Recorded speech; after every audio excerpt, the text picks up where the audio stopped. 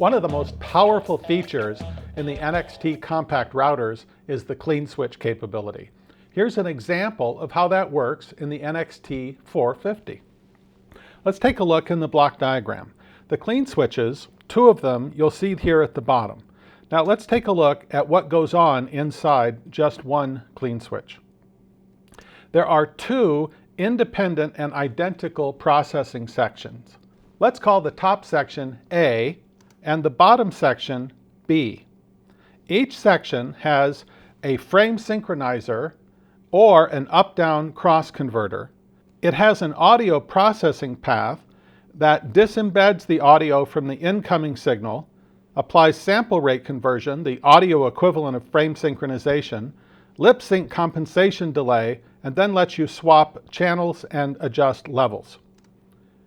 Now, the way that works inside the clean switch is that we could start out passing a signal through the A side and then switch to the signal coming in on the B side.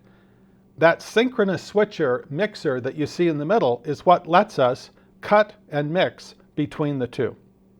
So let's take a look at how we configure the clean switch in the control system.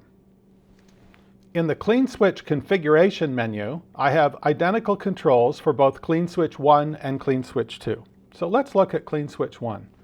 The first thing that I do is I assign it to a destination. In this case, I've assigned it to the input of the encoder, which is driven as a destination from the router.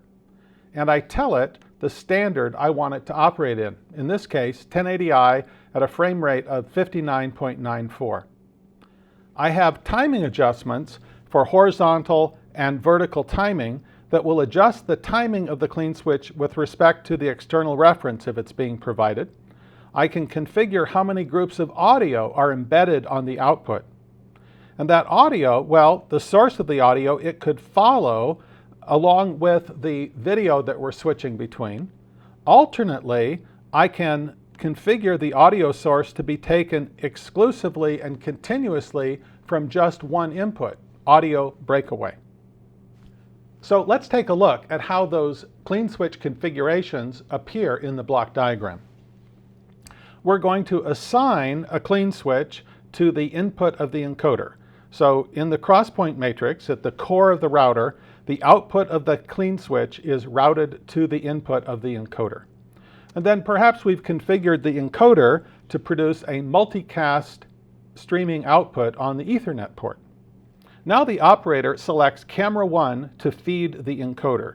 The operator doesn't need to worry about the fact that there's a clean switch in the path. That's handled automatically. So now camera 1 is feeding the encoder, and the operator can see that on the front panel. Next, the operator pre-selects camera 2.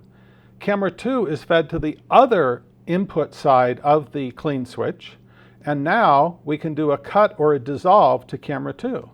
The camera 1 side of the clean switch, it's not needed any longer, so the next source that the operator chooses, perhaps a DDR, it shows up and is routed to the now vacant side of the clean switch, and we can dissolve to it. So in this manner, those two inputs to the clean switch are used sequentially across all of the sources connected to the router. And to the operator, it's just a matter of choosing the source you want and then a cut or a mix.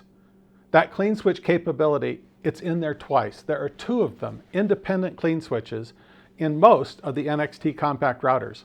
Like the NXT 450, our clean streaming router.